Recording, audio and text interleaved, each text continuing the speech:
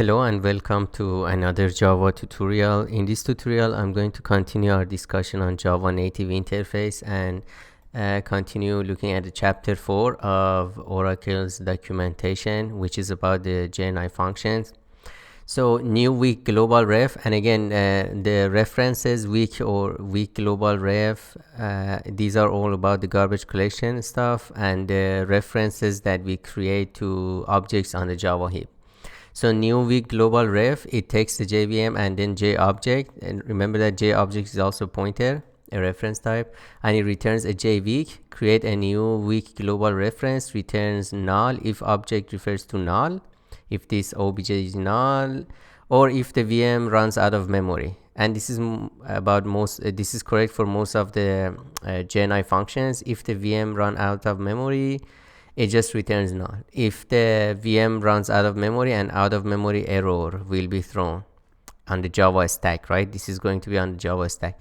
Linkage index 226 in the JNI environment interface function table. And remember that JNI environment interface, it's a struct of all the pointers that is a struct of function pointers, and a pointer is only a 64-bit long integer, right? It's 8 bytes.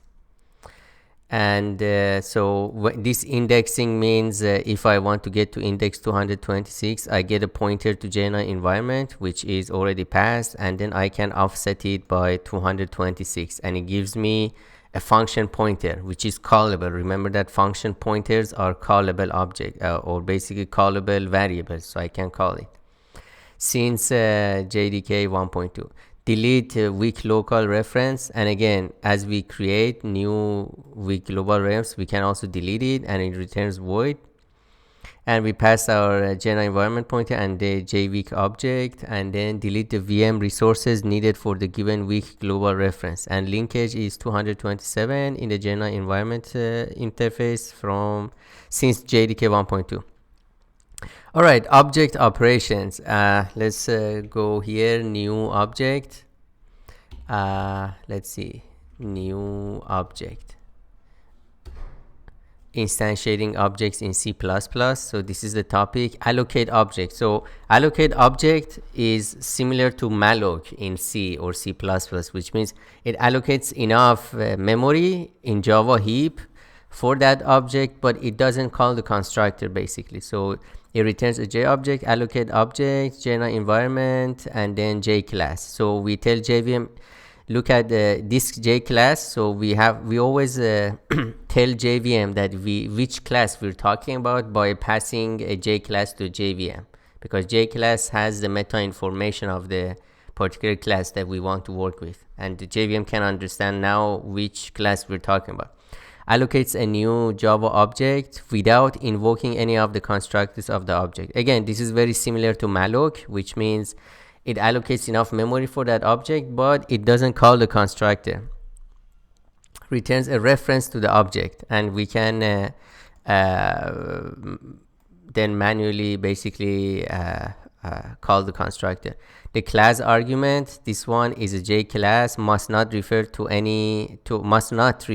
array class. So allocate object doesn't work with primitive arrays or array of objects. Linkage index 27 in the JNI environment. Parameters, it takes the JNI interface pointer, and again, if this is for C, we don't have this indirection. We just call the basically we just pass a JClass. We only have one parameter. So this level of indirection for the JNI environment pointer, again, it's because of C.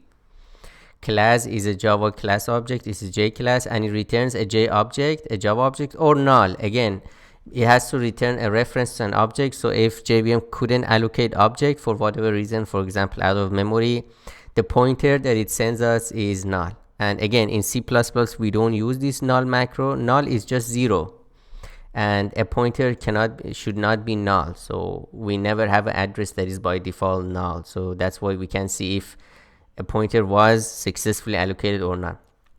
In C++, instead of null, which is a macro, we use null pointer keyword, right? So null pointer is a keyword. Or null if the object cannot be constructed. Actually, if the object cannot be allocated, right? Because we haven't constructed the object yet. It throws instantiation exception if the class is an interface or an abstract class. Out of memory error if the system runs out of memory.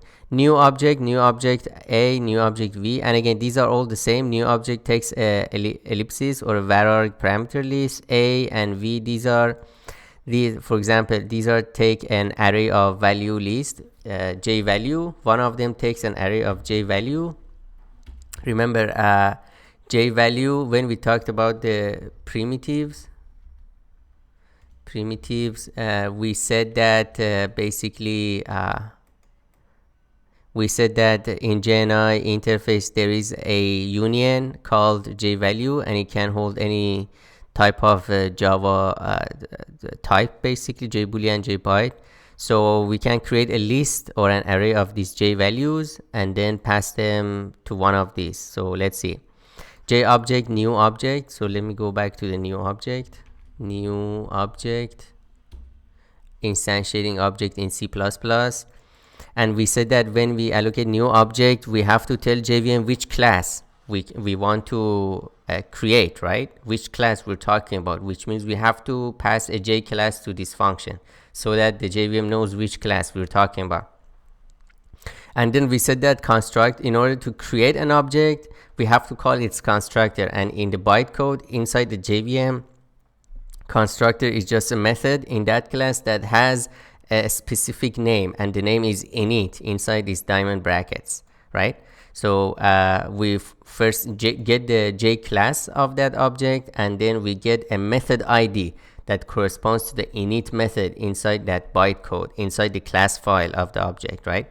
So find class gives us a J class because we need the J class, and then J method ID, this is for the constructor method. In order to call the constructor, it's just another method and its name is init, so we have to get its method ID. And the difference here is that this is a special method. Its return type is always void in terms of the signature of the return type. And again, because it's a method, it has a signature. The signature of a method is the signature of its parameters in round bracket and the signature of the return type. In Java, when we call new, it allocates and calls the constructor and returns an object, right?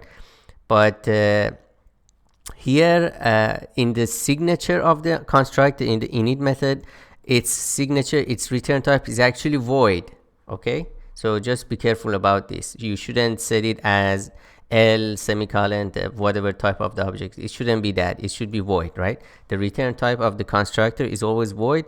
The name of the constructor is always init in diamond brackets. So new object takes an variable argument parameter, and we have to manually pass them in the same order that we pass to the constructor. For example, if I have a person object that takes a Java string and Java int, I have to pass here in C++ a J string. Remember, not a C++ string or const pointer. I have to pass a J string. I cannot even pass a string literal. I have to ask JVM to create a new Java object for me. It gives me a reference, a J string reference to it, and then I pass it to the constructor here, right, as the parameter. So if it's a string, we have to have a J string. If it's a Java object as an argument of the constructor, we have to pass a J object reference. Now we see primitives like integer, float, double. These are just J double, J float, and these are just type defs of the primitive type. So for primitive types, we don't have any problem. All right. Now the one that ends with A, it takes a J value array, const J value pointer, which can be an array of J values. And again, if I go back to the J values, J value is just a union that can hold any type. So it takes a J value array. It could be a J object, J string, whatever, right? Remember, J string in C++ is a subclass of J object, so it can hold a J class because of polymorphism. In C, J string is just a type def of J object, and you can look into your JNI.h header file to understand this, right? So in C, J string is a type def of J object. In C++, J string is a subclass or subtype of J object. So we can and this is a common pattern in many of the JNI functions. The one that ends without any capital letter, it takes a varchar parameters, and we have to be careful which type of parameters we pass in. The one that ends with a, it means it takes an array of what? An array of j values, right? A const j value pointer. J value pointer, it means either one or more, right? The one that ends with v, it takes another type parameter, va list, variable list. This is another struct in JNI.h, and again it takes a list of these values, these Java types, right?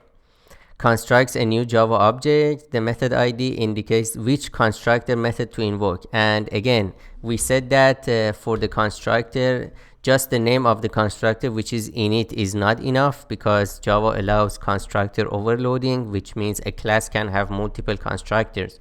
So, and what differentiates different constructors is the signature. And again, the signature of all the constructors are void, right? The return type. So the signature of the parameters, that is differentiating different constructors. So we have to tell the JNI which constructor we want to call. And the way we do that, in the method ID, it has already the signature. So it knows which method ID, which constructor method it has to call. The method ID indicates which constructor method to invoke. This ID must be obtained by calling get method ID with init in diamond brackets as the method name. This is the name of the constructor. It's a special method. It has the name of init, and void as the return type. And again, the return in the signature of the init function, which is the constructor, the return type is always void, right? So this is the convention that they're using. The class, which is the J class argument, must not refer to an array class. All right. So again, the reason is that arrays are special. JNI has special functions to handle arrays, and we have looked at them. Primitive arrays, it already has a function new double array, or object arrays new object array, right? So although arrays are objects in Java, the JNI treats them separately from classes, right?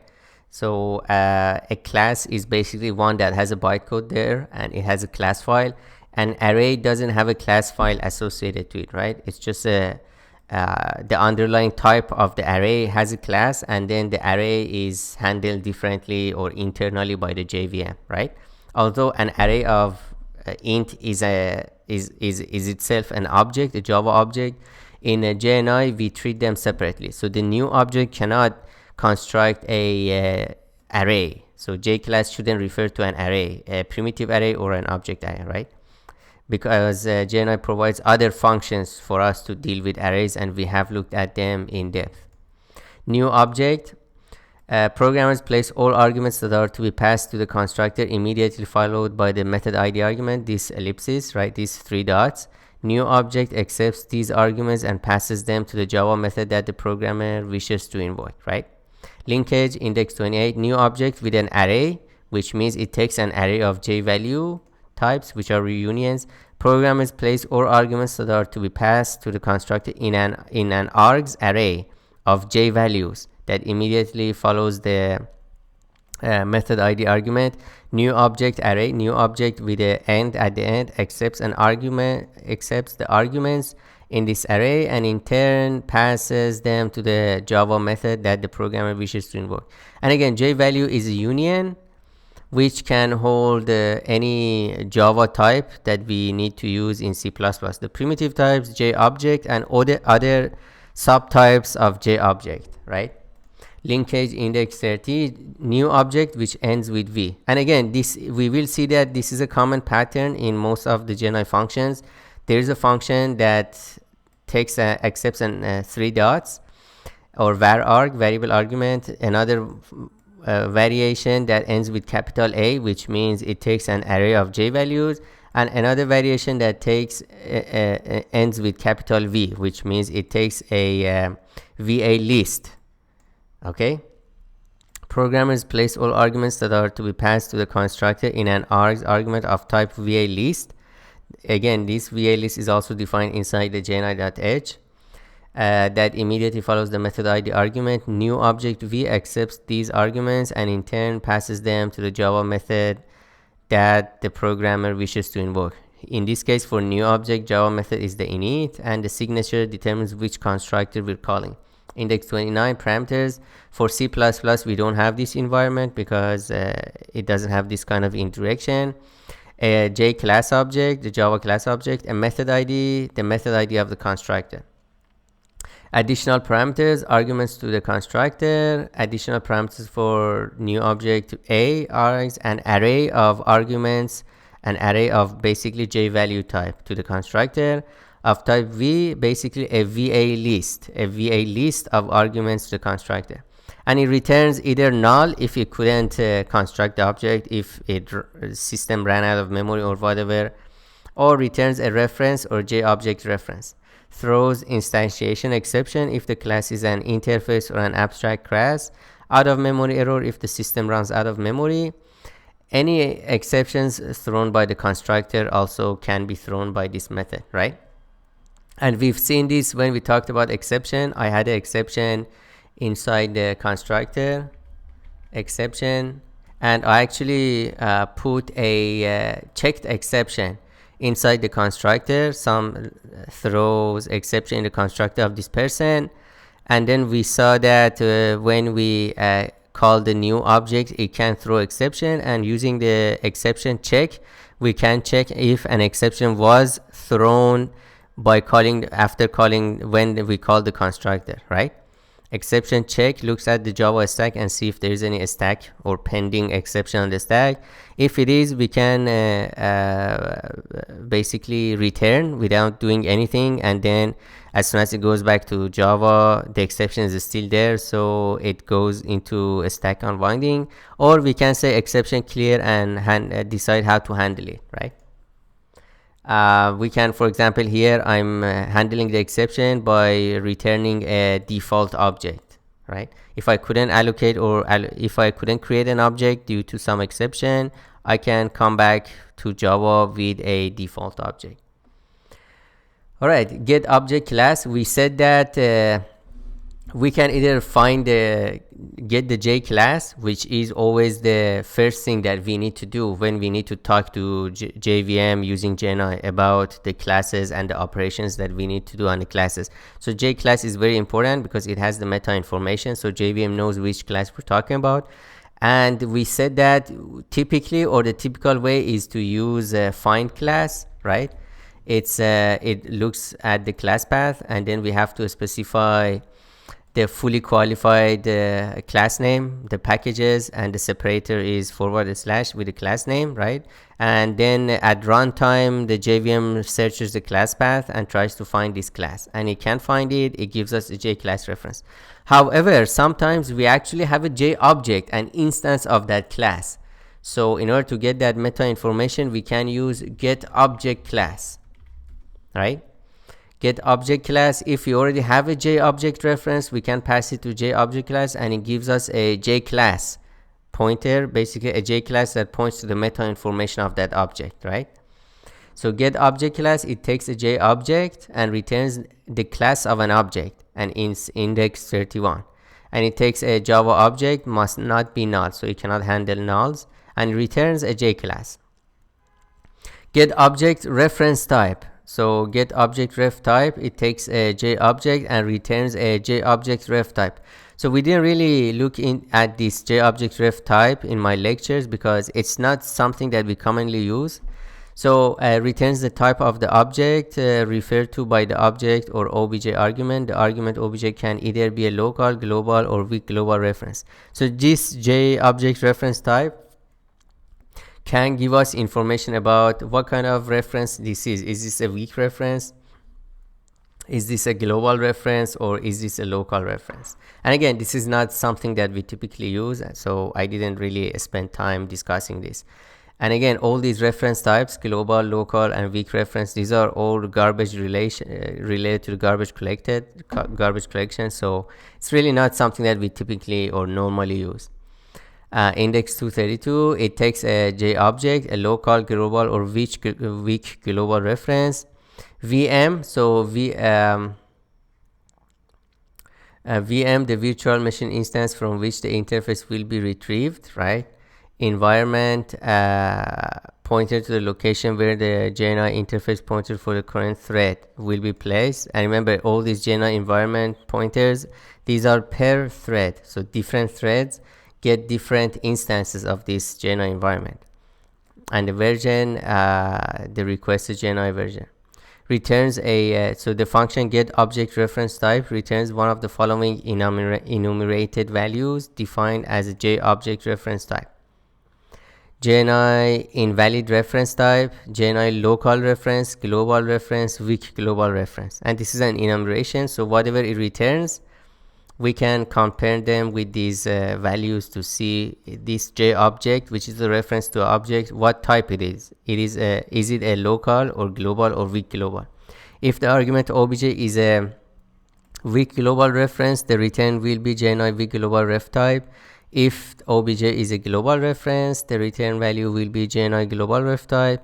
If the argument obj is a local reference, the return will be JNI local ref type. If obj argument is not a valid reference, the return value for this function will be JNI invalid ref type.